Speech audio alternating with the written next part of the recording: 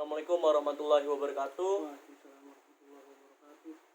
Kenalkan, saya Renaldi Asyari Lubis. Kali ini saya akan mempresentasikan mengenai maqasid syariah untuk memenuhi ujian tengah semester mata kuliah manajemen keuangan Islam. Dengan audiens saudara saya sendiri yang bernama Isa Gilang. Boleh say hello, Gilang? Halo. Oke, langsung aja kita membahas mengenai maqasid syariah. Tapi sebelumnya Gilang udah paham belum nih mengenai maqasid syariah?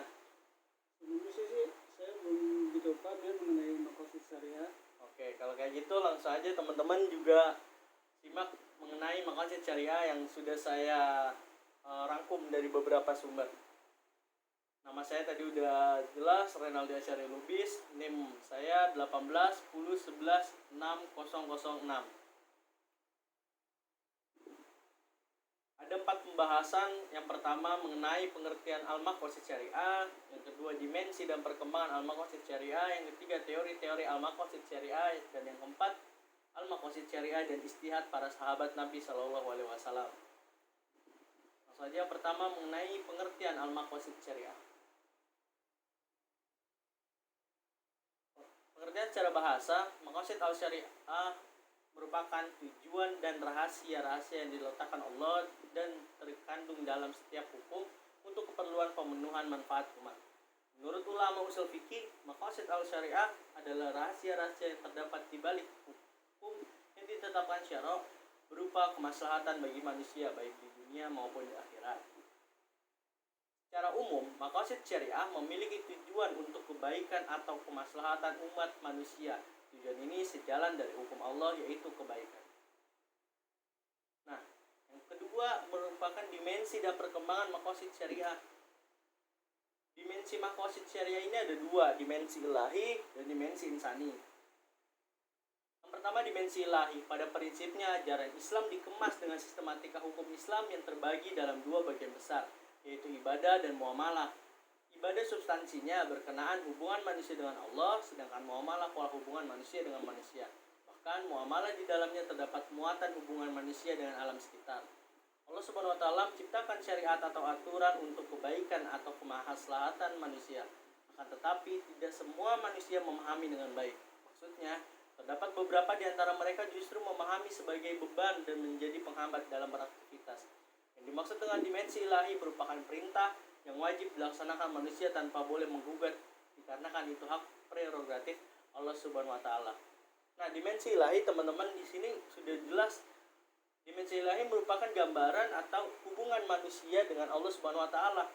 Dan dijelaskan pula di dalamnya bahwa dimensi ilahi ini merupakan hak prerogatif dari Allah Subhanahu wa taala, di mana kita sebagai umat manusia tidak boleh yang namanya menggugat atau tidak mau menjalani peraturan yang telah ditetapkan oleh Allah Subhanahu wa taala di dalam Al-Qur'an ataupun hadis. Yang selanjutnya ada dimensi insani. Manusia merupakan pelaku atas perintah Allah Subhanahu wa taala dalam kegiatan muamalah.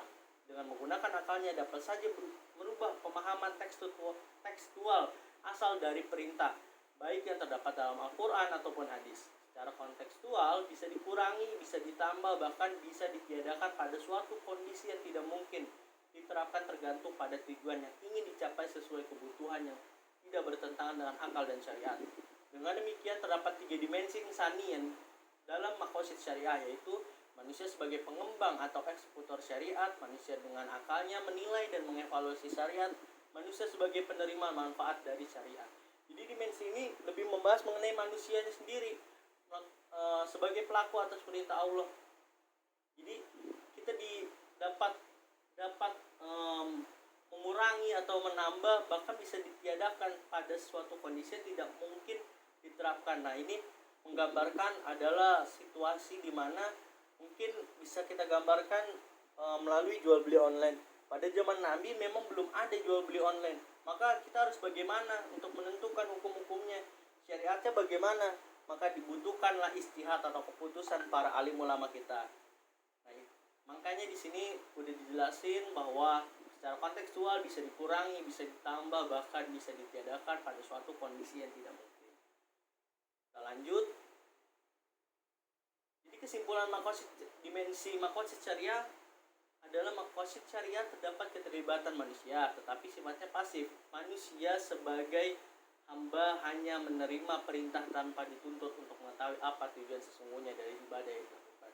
Sedangkan dimensi insani bersifat aktif. Hal tersebut terjadi karena dimensi insani ditekankan kepada ibadah yang bersifat muamalah, sehingga manusia memiliki ruang untuk menggunakan nalar dan menentukan sikap, kemana arah dan tujuan perintah Allah Subhanahu wa taala untuk melakukan kebaikan. Selanjutnya perkembangan maqasid syariah. Dalam perkembangannya menurut Imam As-Shatibi ada 5 bentuk maqasid syariah, diantaranya yang pertama hifzuddin, melindungi agama. Nah, melindungi agama bagaimana caranya? Melaksanakan sholat dan zakat. Pada dasarnya sholat dan zakat ini merupakan cara kita untuk melindungi agama. Yang kedua ini ada hifnus nas, melindungi jiwa, melakukan makan dan minum. Yang ketiga ada akal atau melindungi pikiran, tidak mengkonsumsi narkoba atau minuman keras. Dan selanjutnya ada hifnumal, melindungi harta, melakukan jual beli dan bekerja mencari rezeki. Yang terakhir ada hifnun nasab atau melindungi keturunan dengan cara melakukan pernikahan. Yang ketiga ada teori-teori al-maqasid. Gagasan tentang tujuan atau maksud atau yang dikenal dengan istilah hikmah, ilal munasabat atau ma'ani telah muncul di dalam berbagai metode berpikir yang digunakan oleh para imam klasik hukum Islam. Hal itu ditandai oleh adanya metode fikih seperti qiyas, istisna dan maslahat. Walau belum tampak sebagai ilmu yang berdiri sendiri sebelum berakhirnya abad ketiga Hijriah. Keempat, al-maqasid dan para istihad para sahabat Nabi Shallallahu Alaihi Wasallam. Pada akhir abad kelima, Imam Al-Juwaini pada tahun 478 Hijriah atau 1085 Masehi merupakan pencetus teori al-haza al-amma atau kebutuhan publik. Dua karyanya dalam kajian ini adalah Al-Burhan fi Usul al-Fiqh dan Qiyas al-Umam. Dia seorang penggagas al-maqasid sebagai kebutuhan publik. Selanjutnya pada awal abad ke-6 ada Abu Hamid al-Ghazali pada tahun 505 Hijriah atau 1111 Masehi, merupakan pencetus teori tartib al-daruriyah atau hierarki kebutuhan. Karya dalam bidang ini adalah Al-Mustafa. Dia penggagas al-maqasid sebagai keniscayaan yang berjenjang. Pada akhir abad ke-7 ada Sibab al-Din al-Qarafi pada tahun 684 Hijriah atau 1285 Masehi, pencetus teori klasifikasi perbuatan Nabi SAW. Ia seorang penulis kitab Al-Furuq. Yang terakhir pada abad ke-8 ada Abu Ishaq al-Shatibi pada tahun 750 Hijriah atau 1388 Masehi, merupakan pencetus teori al-maqasid sebagai asas-asas hukum Islam. Ia menulis Al-Muwafaqat fi Usul al-Syariah.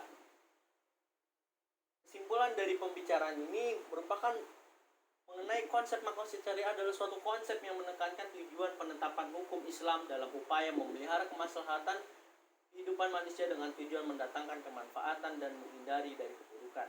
Manusia merupakan peran utama dalam maqasid syariah dalam menjalankan kehidupannya untuk memenuhi segala yang diperintahkan oleh Allah dan menjauhi segala larangan oleh Allah Subhanahu wa taala. Terima kasih, mungkin itu aja yang dapat saya sampaikan. Semoga bermanfaat ilmunya. Jadi teman-teman, kalau kita dapat simpulin, maqasid syariah merupakan sebuah peraturan atau sebuah kebijakan dari Allah Subhanahu wa taala yang tujuannya untuk kebaikan umat. Jadi itu aja mungkin yang dapat saya sampaikan. Mungkin dari Gilang udah paham ya mengenai maqasid syariah itu sendiri? Paham. Oke. Mungkin nanti di lain waktu kita dapat membahas topik-topik yang lain. Saya Renaldi Esari Lubis mengucapkan terima kasih. Wassalamualaikum warahmatullahi wabarakatuh.